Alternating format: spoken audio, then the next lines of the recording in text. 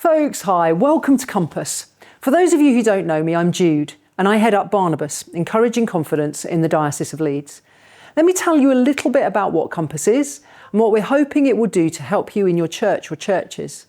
Compass is a tool that we've developed to help churches do 4 things.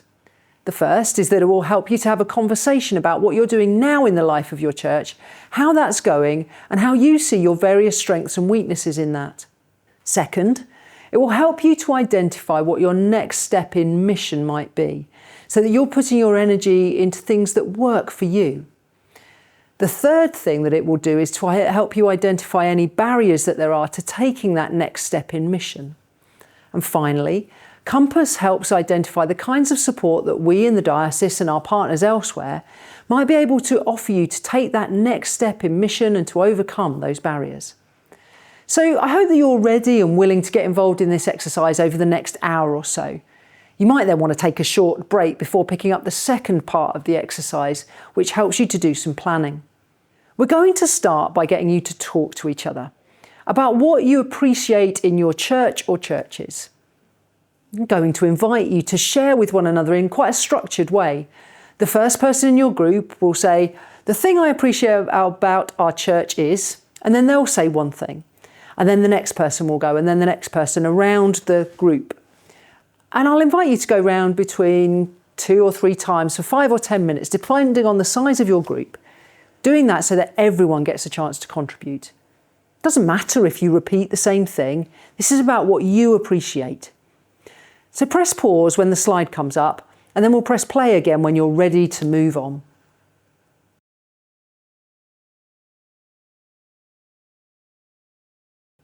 I really hope that exercise was encouraging. What did you notice? Are there themes that came up again and again? As we move through the rest of the Compass exercise, please keep all of those things that you appreciate about the life of your church in your minds. But now, let's just take a few moments to talk about how churches develop. Because churches are all in some sort of journey of growth and development. Recognise that the term growth isn't always helpful, but every church is developing in some way. Some of us are growing in numbers, others in depth. And some of us are faced with the challenge about what we might do to encourage our next stage of growth. Because growth is normal. And the work of the church growing is the work of the Holy Spirit.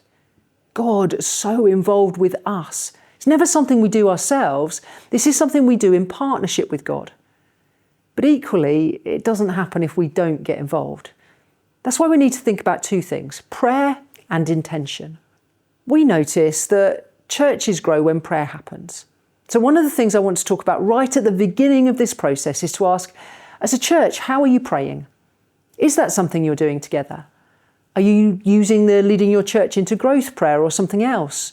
Are you praying in different ways for the people around you in your parish and for your church to develop? Secondly, we know, and a lot of the research tells us, that churches mainly grow when there is an intention to grow. Now, I'm not going to say that if you set out at the end of this process to do one thing, that's where all of the growth will happen. It might, but it's also possible that the growth will come somewhere else. But what I do know is that if we don't have in our hearts and minds that we actually want to grow, it's really unlikely to happen. So those are 2 things for us to bear in mind as I introduce us to the journey that we talk about through Compass and through the whole of the Barnabas programme. We talk about this as a journey that maps out how people might come into contact with the church, which we call engage, how they might encounter and develop a relationship with God, which we term nurture and then disciple, and how they might get involved in the life of the church, which we call lead, but you might also want to use the term service. We start by talking about engagement, that every church somehow has got some connections with people in their parish. And this might actually be your strength. We all meet people who aren't part of our church community. By church community, I mean people who come along to some form of worship at least once a month. But we meet all kinds of other people who are not yet in that place. And we call that engagement. If it helps, think about people who might know that you're from church, but haven't been along to anything that only churches do. The next stage we call nurture, or you might hear it termed as explore. This is when we think about all of the things that we do to help people taste a little bit about what life with God is like. All of the things that we do to awaken people to God, Could be particular church services that are aimed at people who don't normally come along. It may be things like including an opportunity to pray at one of your community activities. Could be running an explorers course like Emmaus or Start or Alpha. Could also be that you have a clear invitation along to Mass or daily prayer, which means you experience new folks coming along all the time. Next, we talk about discipleship, or maybe formation is a more comfortable term. That's everything that we do that helps people to grow in their faith. You might think of examples of that really easily. In some churches, it's about smaller groups where people can discuss things of faith. For others, it's about regular participation in the Eucharist or the daily office that shapes and forms us. For others, it's about one-to-one conversations that encourage us. And for others, it can be shared activities that we grow in faith when we're doing things alongside each other. Finally, we talk about leadership or service. This is everything that's done in the life of the church that helps people to feel confident to take up responsibility for some part of the life of the church. It might be leading something on a Sunday morning. Could be a leader in your children's work. It might be being on the PCC, or it could be one of those brilliant people who stands and welcomes people faithfully each Sunday. Could be leading the gardening team, or all sorts of other things that people take responsibility to get involved in. As I say, I use the term lead, but you might be more comfortable thinking about it as service. Now, that's a cycle, but it doesn't stop when we get to the end. It continues round and around as churches grow a bit and then look at how do we engage new people. And some churches look and say, how might we give away some of our people to help other churches go on that journey? But that's a conversation for down the line. So now that you've heard the journey, we're going to do some more thinking and talking together. In a few moments, I'm going to invite you to pause the video again and to have a conversation. It's a conversation that is around what you do in all of these 4 spaces. You'll see that you've got some sheets that, like you can see on the slide, that give you some ideas of what these might mean in different categories. We've given you examples as a guide. Please don't treat our examples as if they're a tick list, that you've got to go through them all, and if you haven't got them all, you can't give yourself a 10. They're just ideas about what churches do at these different stages of development. In your conversation, we want you to think about what you do as a church and then give yourself a score in each of these 4 areas out of 10. You can do that for the life of your church generally. For some churches, you might want to do that particularly around children and young people. You can also do it for both. It's entirely your call. If you're doing it for both, it will probably take a little bit more time, but it is worth doing. But what we're hoping is that by the end of your conversation, you'll have done a really important piece of work to identify the things that are really going well that you can celebrate in your church, and that you might identify what your next step might be. So I'm going to leave you to have that conversation and to mark yourselves out of 10. Just a little note. What I've noticed is that churches, as you do this exercise, you have people who might score a bit more highly than others within the group. Don't worry about that too much. It tends to average out at the end. But when you're ready, pause the video, decide if you're going to look at general scores and at children or young people, one or both. Have your discussion and then hit play again when you're ready to move on.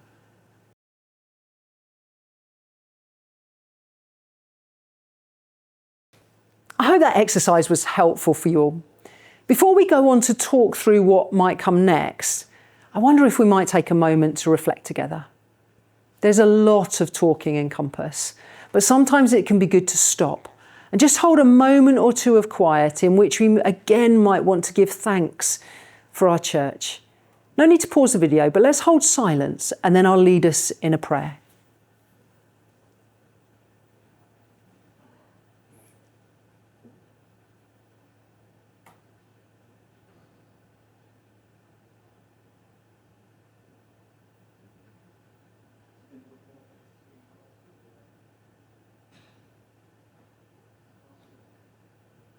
Loving God, we give you thanks for every good thing that we've named and for those many things that we have not yet named. As we consider our next steps, we ask that you will guide our conversation, inspire our thinking, and keep our focus on serving you and our community. Amen. The next thing that we're going to ask you to do together is to look at the scores on your cards. This will help you to work out the most appropriate next steps. You may have already gathered the scores in. If not, you'll need to do that as part of the next discussion. That discussion will do three things. The first is that you'll need to establish which of the 4 categories you score lowest on. If that's not clear, take some time to discuss the ones that are lower and try to come to a consensus about which actually is the one that's not really happening for you. If you have 2 that are the same score, then experience shows it will work better to focus on the one where the score before it is higher. Let me try and explain. If you score low on both nurture and lead, and then you look at your score for engage, if it's higher than for disciple, then focus on nurture. If your score for disciple is higher, then focus on lead. So take a moment now and think about what you might focus on.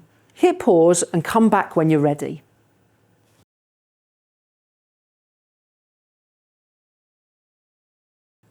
In this part of Compass, we walk you through what you will do to address the challenge that you've identified in the first part of the process. You should be ready at this point to focus a bit more on one of the areas of engage or nurture or disciple or lead. I realise you may not feel entirely ready for this conversation yet, but please be reassured that we're not trying to get you to make a detailed big 3-year plan that will take up more time and energy than you have. This is very much about talking about what you need to do to make one step forward. Because we know that as we make one step, as that works out, we become more confident to do the next step and the next step. And before we know it, we've gone on quite a journey. By the end of this part of Compass, you will be able to fill out one of these next step sheets that will effectively be your plan for the next bit of time as you work out that next step. Before you get there are 3 things to do. The first is that we identify what we could do. Then we take some time to talk through what's stopping us doing these things. And then we identify what support we might need to do the next thing. Before you start this part of Compass, you'll need a couple of things to help. One is the sheets from the first part of the exercise, along with the Leader's Guide to Compass. It will also be helpful if you're near a computer that links to the internet or to a phone, because quite a lot of the support we offer comes via a web link. So even just to get emails and phone numbers will be helpful. I'm hoping that now you've looked at your scores and you're content to focus on one area.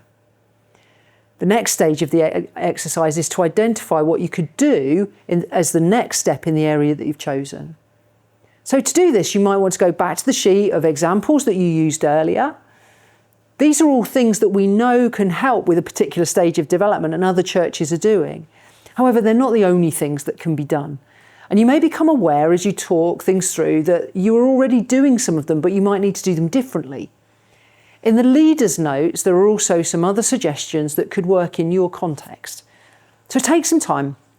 Again, work in smaller groups if that works better, to agree 1 or 2 priorities. Please try and avoid the desire to pick lots of things. 1 or 2 things that you want to focus on. So pause the video and now take as long as you need.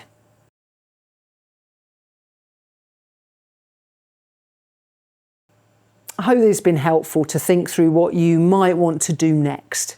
If you're filling in the next steps plan as you go along, then you can fill in that top box.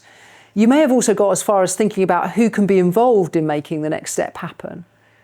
But you might also need to look at what's stopping you before you go too far further with that stage. Do you remember at the beginning of the session we talked about some things that could be barriers to our next steps in mission? I want to remind us again of those 2 things, prayer and intention. You may be sat there saying, well, we're really struggling to know what our next step is. We don't quite know where to go. We recognise that we've got some things that need to happen and we feel a bit weak in this, but we've already tried lots of things. If you feel a bit stuck, there are worse things you can do than to take a couple of months to be really intentional about praying. There's help on the Barnabas section of the website about how you might pray together, even if you can't gather together very often. If you feel that this is your right step, then go for it. But please don't forget to come back to this process after that period of prayer where things might feel clearer. You might also need quite a serious conversation about how you really feel about developing or growing, or to Go back to what I said earlier, do we intend to grow? Sometimes as we move forward, we need to take some time to count the cost of change. We may need to give up things that we love doing, change things in order to help others, which cost us something. So if you need to, take a little bit of time, pause the video and consider those barriers together.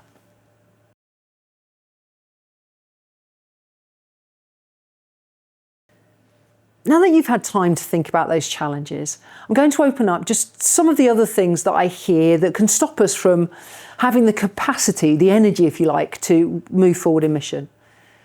I often hear things like, well, Jude, the thing is, we've got a challenge with our building. Our volunteers are less available. How on earth do we move forward? So just a little bit of information to share here to own some of those common challenges and to point you in some directions of support. A lot of churches right now are feeling a financial challenge. There's not a lot of money around. I just want to point you to our stewardship team who are able to support you in a number of ways. If you want to raise money externally, whether that's grants or other means of raising funds, they can point you in the right direction. They will also work with you to think about how you can raise funds internally. Generosity and giving is part of our broader growth as Christians, and we're here to help. So do contact them if money's a challenge. We know that our buildings, whilst a real blessing in many ways, can take a lot of our time and energy. The buildings team are also preparing resources to help you with some practical things about maintenance. And our policy bank on the Barnabas website has got lots of things that just particularly for church wardens and others involved in the fabric make things a little bit easier. And some people do come to us and say, actually, Jude, we've just got so many meetings keeping the show on the road. We would love to work with you to think about what you actually need to make your governance simpler. Entirely safe, but as simple as it can be, so that people have a bit more time to do the work of talking to people about God and being out in the community. Actually, some of these things could be your first next step in mission. Dealing with the behind-the-scenes challenges to release more energy to have out there mission work, if you like. But please don't leave this process without thinking, well, if we sorted all of that out, what would we do to reach out to new people? So again, I invite you to pause the video and think about what support might you need in stewardship, buildings, or governance.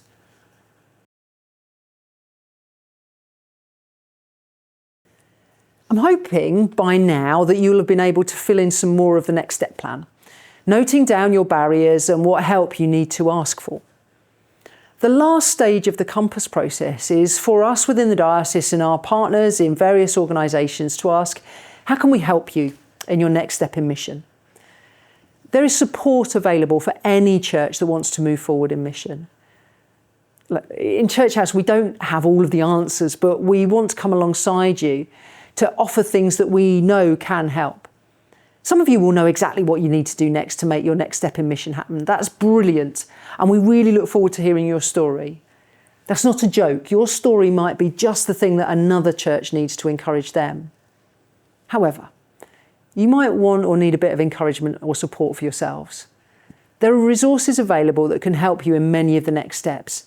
And if you can't find what you need on the website or in the Leader's Guide, drop us an email at barnabas@leeds.anglican.org and we will do what we can to help. So, as your last step in the Compass journey, we're inviting you to either use the resources section of the Leader's Guide or head to the Barnabas section of the diocesan website, either of which will guide you to the right set of resources to help with your next step if you need them. For each resource, we have a little bit of information about what it is, what it will help you do, and where it has worked well. So stop the video when I stop talking and restart when you think you've explored the resources that you need.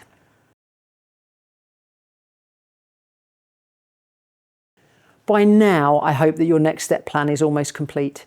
Do try to put some dates by things so you can keep the process moving. And if at all possible, make sure that it's not just one person who's ended up doing all of the tasks. Finally, just to say that some of you may have come this far through the process and still feel a bit stuck. If that's you, please get in touch. It may be that a conversation with or some time with a mission accompanier will be a great first step. Just email us at barnabas@leeds.anglican.org and we'll get back to you. And finally, thank you so much for taking time to engage with the Compass process. I hope it's been helpful for you, but if you think there are things that we can do better, please email us and we'll try to improve it as we go along. So in the meantime, thank you, and you go with our prayers as you take your next steps in mission.